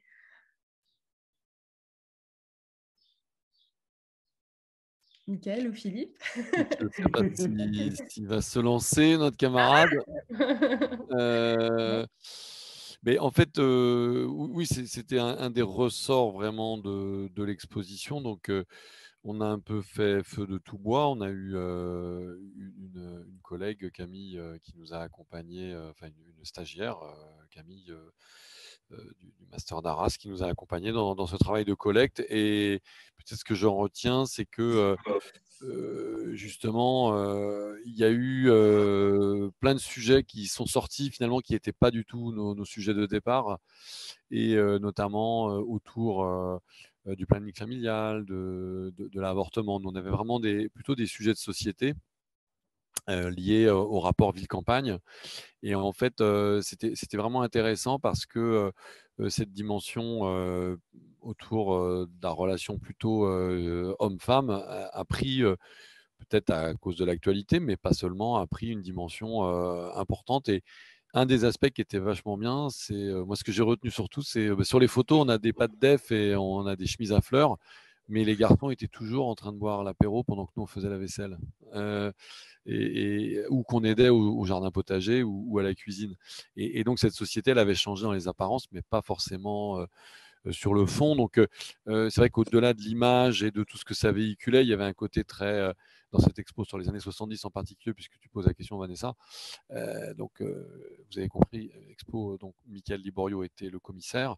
Il y avait cette dimension pour les visiteurs, notamment les plus jeunes. Il y a un retour un peu du vintage. Si vous êtes à la Bruxelles, par exemple, où vous avez peut-être vu qu'il y a quasiment la majorité des magasins de fringues sont des magasins vintage. Et en fait, l'intérêt de l'exposition, c'était de montrer, peut-être sous le vernis, une société beaucoup plus dure et plus complexe que ça ne pouvait apparaître sur les photos et dans les souvenirs de petits-enfants, puisque moi, par exemple, avec mes cheveux blancs, j'avais pas 10 ans dans les années 70, donc on avait des souvenirs un peu enjolivés peut-être de cette période. Et c'est vrai que la dimension participative a permis de révéler finalement derrière ces idées très, très séduisantes, mais un peu ces idées reçues, des réalités beaucoup plus complexes. Merci Philippe. Alors ça m'amène avec une autre question pour Sophie toujours. Est-ce que dans votre consultation, il y a eu des sujets qui sont apparus et qui finalement n'ont pas pu être retenus? Est-ce qu'il y a eu des non-sujets dans cette idée d'indiscipline ce soir? Ou Philippe, hein, si vous avez aussi des exemples, mais Sophie, par rapport au PSC, est-ce qu'il y a eu des choses vraiment où vous vous êtes dit, oh non, là, on passe une limite, peut-être que c'est trop indiscipliné.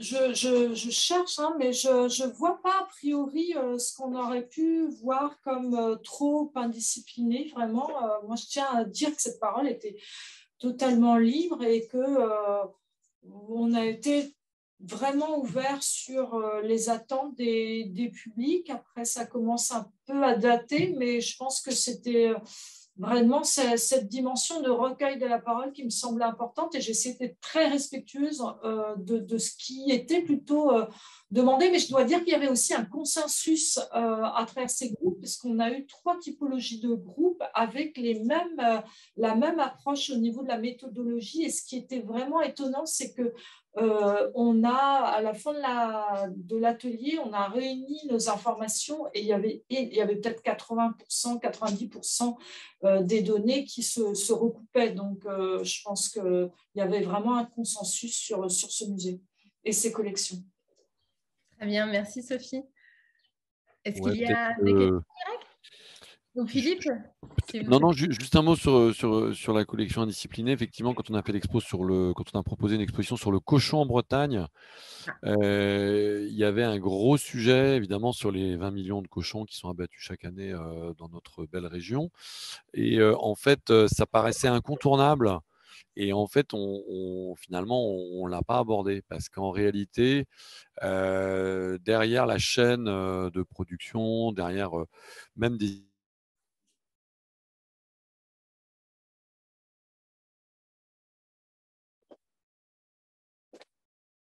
plus de 3000 donc 6000 demi-carcasses par jour.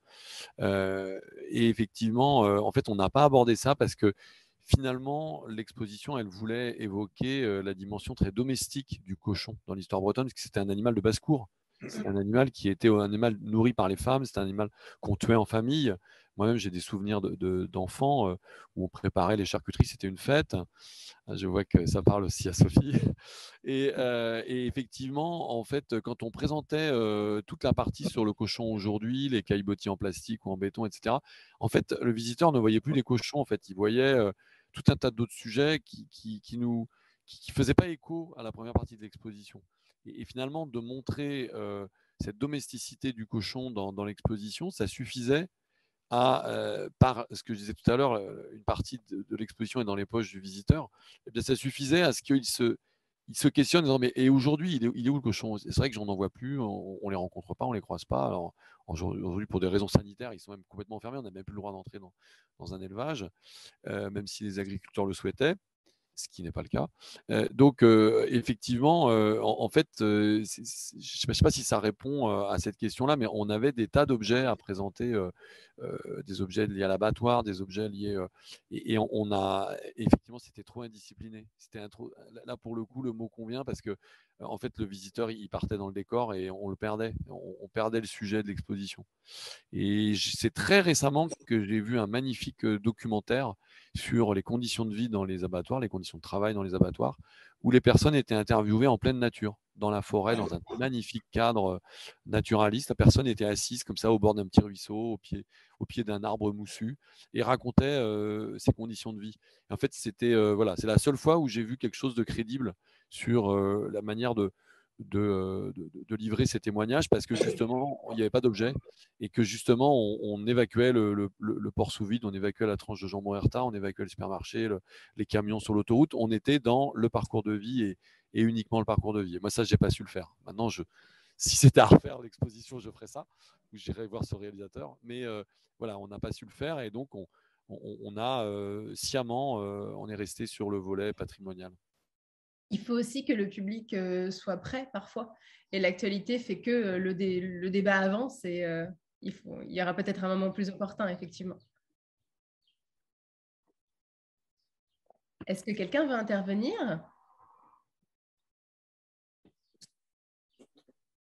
Non, pas d'intervention du côté de la salle, Vanessa. Merci Guirec. Alors Can, et je reviendrai à Edith juste après, pardonne-moi Edith. Can, du coup, moi je m'interrogeais un petit peu sur les spécimens de ton espèce, parce qu'on a parlé effectivement d'objets, d'objets quand même très spécifiques. Est-ce que tu peux nous parler de ton métier, Can? Oui, puis je peux parler justement de mon métier parce qu'il n'y en a pas d'autres. Je suis le seul conservateur d'armes historiques au Canada. Jadis, c'était un poste bien respecté et maintenant, c'est plutôt un poste qui rend le monde mal à l'aise. En fait, juste pour donner un peu de background, je ne suis pas un fou d'armes à feu, je ne suis pas un fou d'armes. J'ai travaillé pendant 18 ans dans un musée qui avait une collection impeccable d'armes. C'est tout simplement pour ça que je suis devenu spécialiste en armes historiques parce que j'avais une collection épouvantable devant moi à pratiquer là-dessus. La culture nord-américaine d'armes, premièrement, quand on parle d'armes nord-américaines historiques, on parle surtout des armes à feu, parce qu'on n'a pas la même profondeur d'histoire qu'on peut trouver en Europe ou en Afrique ou en Asie. Alors, pour nous, les armes modernes sont arrivées seulement en 1520, les premiers voyages de Jacques Cartier, puis peut-être avant les voyages des Basques, mais dans le 16e siècle. La relation avec les armes est aussi différente. Nous autres, en Amérique du Nord, nous n'avons pas des châteaux, des nobles. Nous n'avons pas un patrimoine militaire ou martial, à part moderne. Et évidemment, comme j'ai cité tantôt, les États-Unis, c'est un peu un cas unique sur la planète Terre au niveau de leur attraction envers les armes à feu. On va laisser ça de même. Pour ceux qui ne connaissent pas, le Canada, nos règlements et nos pratiques d'armes à feu, ça ressemble beaucoup plus à l'Europe, à France, Angleterre, et pas les États-Unis. Nous n'avons pas le droit de se promener armés, nous n'avons pas le droit d'avoir des armes à répétition, etc., etc. Mais qu'est-ce qui arrive dans les musées américains, qui est tout contre les courants publics, c'est que de plus en plus, les mouvances intellectuelles, on peut dire peut-être même libéraux, dans les universités, ne veulent pas tant parler des armes, ne veulent pas tant parler des histoires militaires et aiment relèguent les armes à feu à des supports pour raconter des autres histoires. L'arme à feu est très mal vue, même dans la société américaine, dans des musées. Il y a des grands musées comme le musée métropolitain à New York qui vit chaque année la question de si on va fermer la collection d'armes qui fait surface. Alors, je sais que je tourne en rond un peu, Vanessa, mais j'essaie de trouver une façon de définir le métier Mais c'est ça. Je n'existe plus. Je suis le seul au Canada. Puis aux États-Unis, quand on se ressemble, on est peut-être 8 ou 9, peut-être 10, qui est très petit pour une nation aussi grosse et aussi bien armée que les États-Unis. Mais voilà, c'est ça qui est ça. Merci, Can. Et du coup, on peut se poser la question qui est, somme toute, très partagée par bon nombre de corps de professionnels au musée. Quand un professionnel de musée part à la retraite ou voilà, où son métier disparaît, c'est un peu une encyclopédie aussi hein, qui part. On peut s'interroger sur la continuité sur la pérennité en fait de ton travail. Tous les contenus scientifiques que tu as développés, tu nous as parlé ici de changement de termes où on peut imaginer qu'une grande partie des données que tu as générées pendant, je sais pas, une vingtaine d'années au musée, on ne peut plus donc y accéder de la même manière, puisque si on change les termes, on change, j'ai envie de dire, les serrures hein, des portes d'entrée vers certaines parties de la base de données.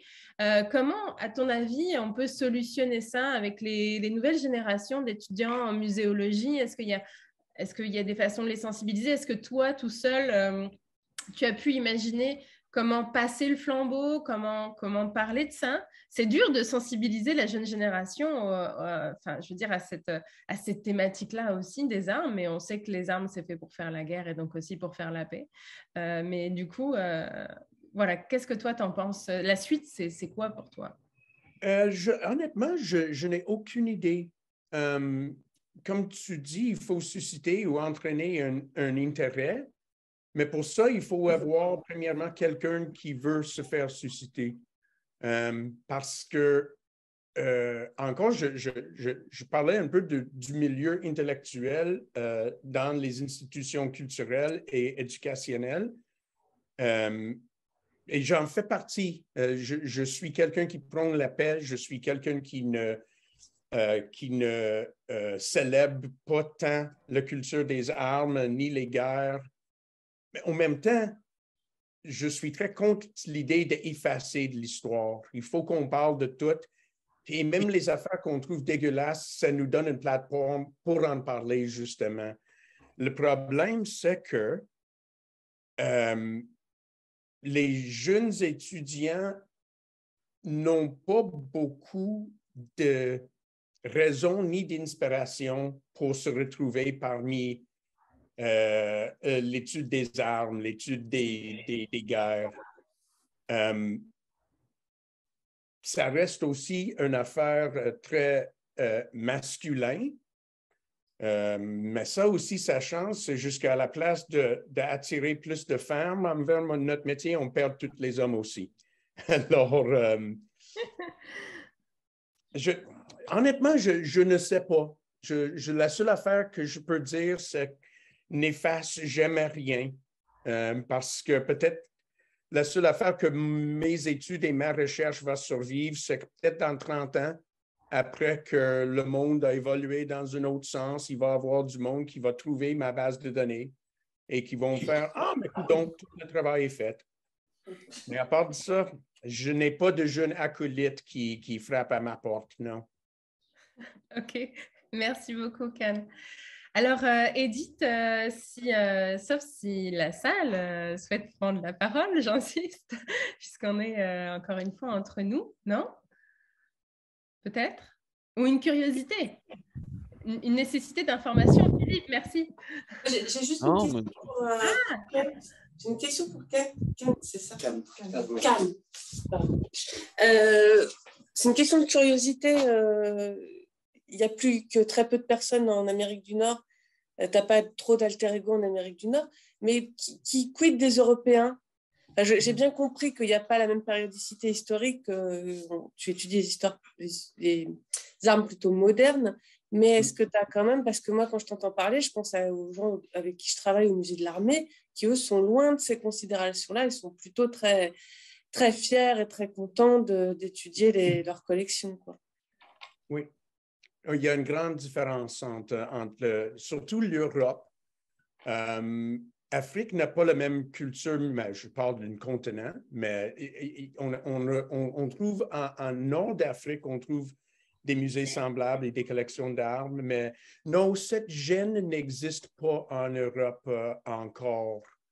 Vous savez, en racine essentiellement des États-Unis, on a une grande culture maintenant qui veut effacer ou ne pas parler des aspects de l'histoire qui nous mettent mal à l'aise.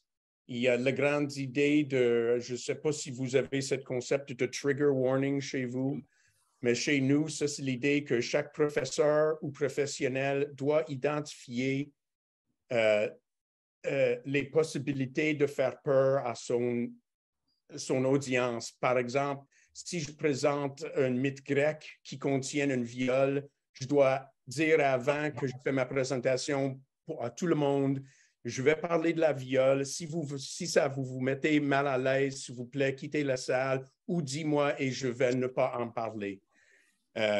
Qui rend la situation très difficile dans un musée d'histoire de parler de la guerre. Alors, nous avons certainement un gène. Quand je dis nous, je dis les gens qui sont impliqués dans la présentation de la guerre et les armes en Amérique du Nord. On a une grande gêne à en parler, surtout si on est homme blanc, qui est le cas dans cette affaire devant vous. Mais en Europe, mes collègues en Europe, pas du tout la même gêne, pas du tout le même gêne social ni communautaire. Au Royal Armories où j'ai travaillé et où je continue d'être très impliqué, il n'y a aucune gêne, aucune incertitude. Certainement en France, je n'ai jamais croisé ça. Même en Allemagne ou en Autriche, on ne trouve pas la même gêne liée aux armes. Puis honnêtement, j'espère que ça reste chez nous. J'espère que ça ne va pas trop déranger chez vous parce que c'est difficile d'essayer d'expliquer à une militante politique pourquoi l'histoire est importante malgré le fait qu'il y a du sang et des taches là-dedans.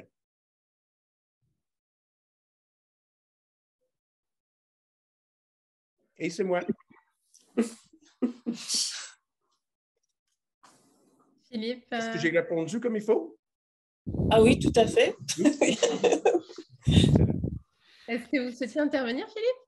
Ouais, non, mais alors du coup, je reviens un tout petit peu en arrière par rapport à la présentation.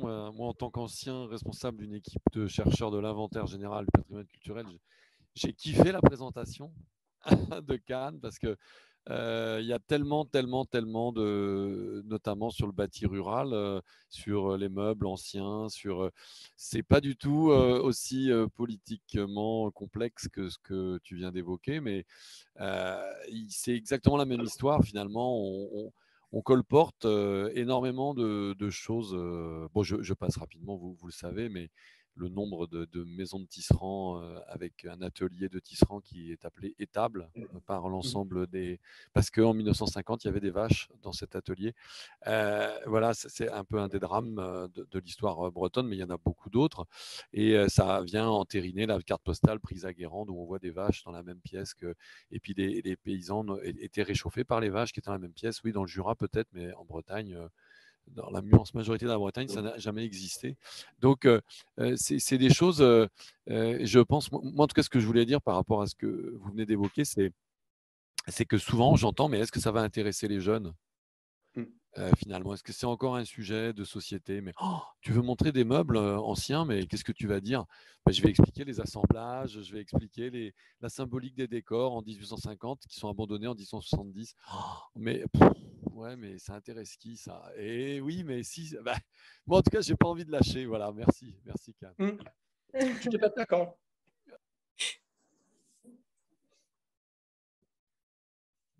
Alors, Edith, moi j'avais une question pour toi. On parle beaucoup d'espace, en fait, d'apprentissage numérique sur les sites internet des musées, etc. Est-ce que toi, tu aurais une idée comment dire, de plateforme, qu'elle soit physique ou numérique, pour pouvoir poursuivre ces échanges que tu fais avec les visiteurs, cette idée, enfin moi j'adore cette idée d'amener son objet, de se photographier avec, de photographier l'objet tout seul, etc. Est-ce qu'on peut pérenniser ça? Est-ce qu'il y a des gens qui le font? Est-ce qu'il y a des gens qui le font sans le savoir, que ça n'a pas rapport avec le milieu muséal, mais en fait, c'est un petit peu la même démarche? Est-ce que tu pourrais nous en dire plus et savoir si ça a fait des émules et si finalement on a d'autres acteurs qui souhaitent mettre ça en place? Alors, pour répondre à la première partie de ta question, je pense malheureusement, je ne vais pas apporter de l'eau à ton moulin sur l'aspect numérique des choses. Parce que je pense sincèrement que ces démarches, elles fonctionnent aussi parce qu'elles sont dans un échange humain direct. C'est-à-dire aussi, quand on s'intéresse à nos publics, quand on constitue comme ça des groupes de poissons pilotes, de gens qui vont être acteurs et auteurs de l'exposition, c'est ces gens-là, moi j'ai l'habitude de faire des visites VIP avec les participants de l'exposition, que ce soit des enfants, des personnes âgées ou des adultes, les gens ils n'ont pas seulement participé de leur exposition, j'aime pas ce terme, ils ont fait l'exposition avec nous. Moi, j'ai des expériences très fortes comme ça, pas directement parce que j'ai jamais travaillé au Dauphinois, mais j'ai beaucoup travaillé avec Jean-Claude Duclos et j'ai appris beaucoup de ça. Et il y a vraiment quelque chose qui se passe dans la relation humaine directe.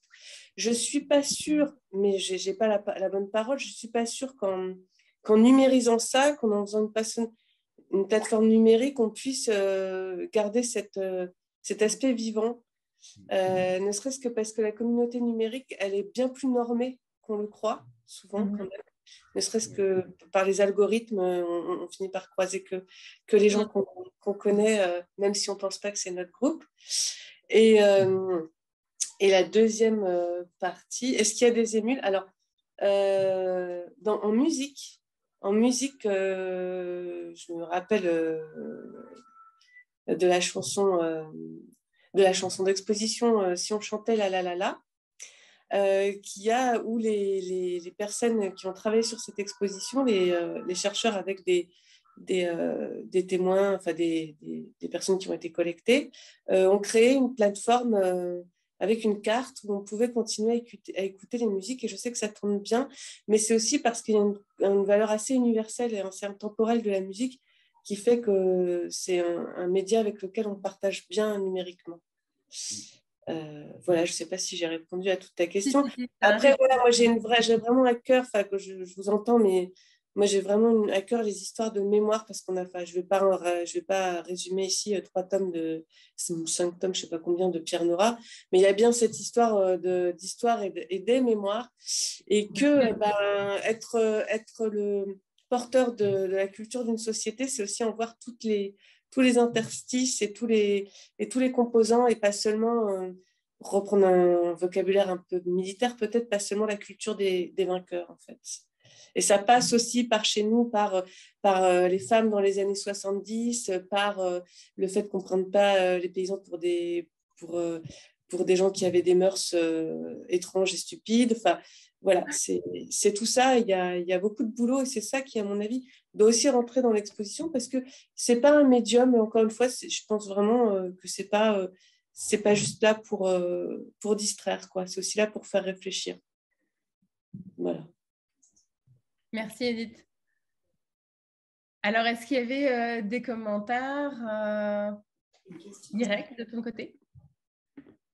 Oui, moi j'ai juste une question de curiosité par rapport au projet en fait sur la théière en fait, la personne qui a donné une théière, qui a participé qui a fait l'exposition, il y a d'autres personnes j'imagine, qui ont récupéré du coup leur objet.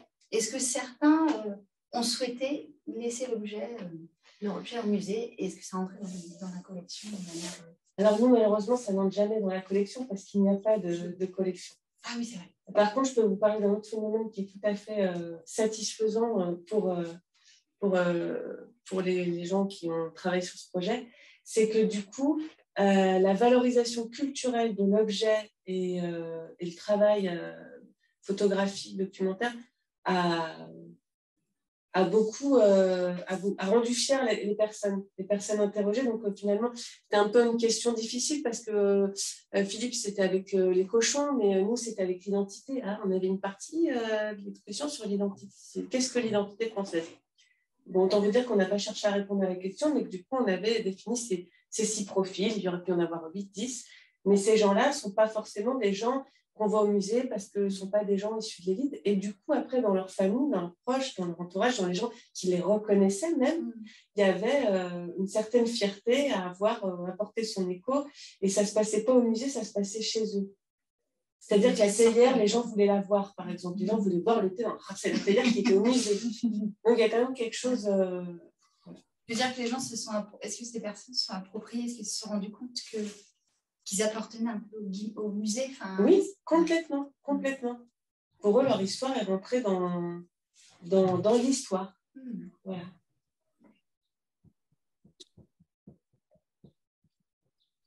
Du coup, en termes de pied de nez, par rapport à la question qui vient d'être posée, on a pu aussi constater qu'à la création de l'écomusée, il y a eu des grosses collectes parce qu'il y avait des gros manques sur la culture matérielle rurale. Et en fait, quand on a travaillé des expositions ensuite, on s'est rendu compte, par exemple, je vais prendre un exemple très simple, vous avez des collections énormes d'outils de charpentier ou de menuisier. Mais en fait, par exemple, une griffe de charpentier qui servait à marquer les charpentes, c'est un objet très particulier. Et en fait, il n'y en a aucun dans les collections. Et moi, j'en ai récupéré un par hasard sur une braderie par un copain qui m'a offert ça, qui l'avait acheté en braderie. Et des compagnons m'ont vu avec cet objet et m'ont dit « Mais comment tu as eu ça ?» Et effectivement, l'objet auquel on est extrêmement attaché, ça peut aussi être un objet, alors ce n'est pas le cas parce que là, il y a eu une démarche c'est ce qu'on a vécu aussi sur les années 70, il y a une démarche d'accompagnement, il y a une démarche de dialogue, mais la collecte, même quand on rencontre les gens et qu'on n'est pas dans l'intimité, on peut passer à côté des objets intimes. Et par exemple, on a un alambic où il n'y a pas le bec de l'alambic, l'endroit où il y a l'alcool sort de l'alambic, vous avez une très grosse machine avec des tuyaux dans tous les sens, puis tout en bas, il y a un tout petit siphon, et dans ce siphon, il y a une espèce de petite feuille de laiton comme ça qui ressemble à une petite fleur de lys. Et dedans, il y a l'alcomètre qui monte et qui descend en fonction de la densité d'alcool. Et cet objet-là, sur 80% des alambics conservés en France, il n'y a pas le bec. Le bec, il est resté avec le distillateur pour l'éternité. Donc, c'est un sujet qui est pas du tout anodin. Enfin, voilà, je ne vais pas développer, mais c'est un sujet pas du tout anodin. Et cette question de la collection indisciplinée, elle est aussi là.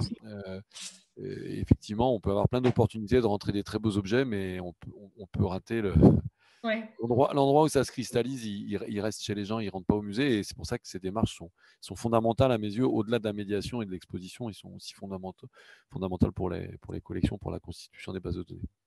Mais c'est ça, c'est le paradoxe, c'est même si l'on voit la matérialité de la collection, finalement, on ne voit pas ce qui peut possiblement aussi nous échapper. Et c'est toute la magie aussi, effectivement, de la collection, de sa présence, mais aussi de ses absences. En tout cas, merci beaucoup pour toutes ces expériences que vous nous avez racontées ce soir. Les images seront disponibles très prochainement par les soins de Guirec sur le site de l'association. Voilà, j'invite tous ceux et celles qui nous verront par la suite en ligne à joindre nos invités pour pouvoir leur poser des questions, savoir où ils en sont dans leur projet. Voilà, en tout cas, merci encore à vous tous pour la préparation et puis pour votre temps, parce que je sais qu'il est précieux pour vous tous. Guirec, je te laisse la parole.